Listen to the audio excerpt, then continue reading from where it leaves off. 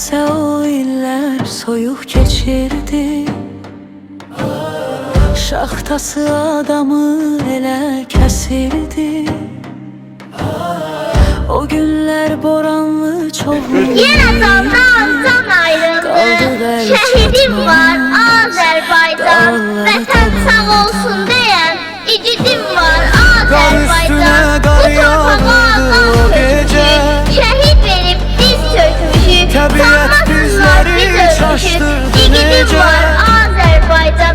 Düşmən bizə oyun kurdu, bir an etdi gözəl yurdu. Unuttular o bozkurdu, şəhidim var Azərbaycan. Allah bütün şəhidlərimizə rəhmət eləsin, yerlər cənnət olsun. Oturanda onurdu həmən yerində. Herkes yuxulayırdı ayaqlar üstə. Barmaqlar donmuşdu bax tətiklərdə.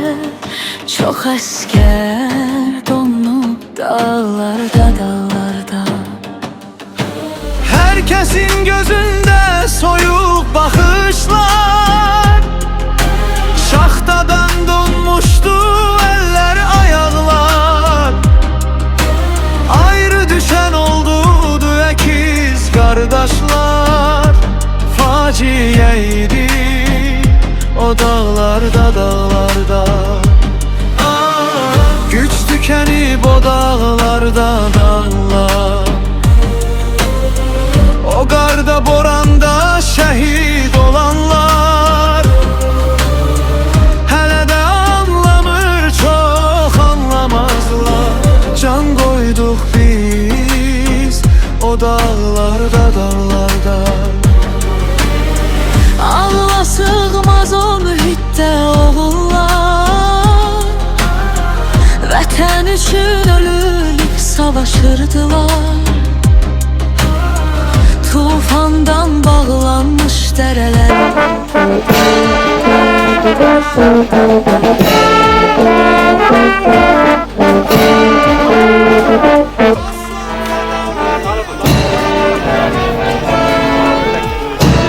Oldu!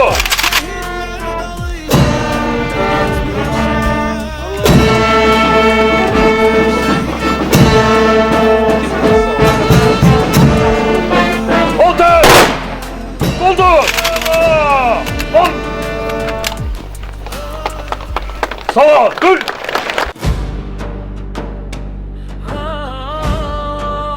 Buna göre başınız sağ olsun. Allah rahmet eylesin. Size başsağlığı, bütün cemaat adına size başsağlığı verdi. Kardeşine solmaz sultanıya başsağlığı verdi. Teki vətən yaşasın, teki devletimiz yaşasın. Ve icazə verin devletimizin rəmzi olan ve şəhidimizin tabutuna, nəşrinə sərilmiş müqəddəs üç rəngli bayrağımızı əbədi yadigar kimi sizə təqdim edeyim. Sizin rəmzidir. Buna göre de icazə verin bu müqəddəs bayrağımızı şəhid atası kimi sizə təqdim edeyim. Və siz fəxr eləməlisiniz ki, ömür fanidir, 80-90 bir gün yoxsa. 92 yaşında Allah qismət elədi. Bu müqəddəs bayrağı övladınızın üstünə sərilmiş, tabutuna sərilmiş bu müqəddəs bayrağı qəbul edə bilirsiniz. Allah rəhmət eləsin. Buyurun. Allah rəhmət eləsin. Oturanda onurdu həmən yerində. Allah rəhmət eləsin. Cəmi şəhidlərimizə. Herkes yuxulayırdı ayaqlar üstə. Barmaqlar donmuşdu bax tətiklərdə. Çox əskər donub dağlarda, dağlarda.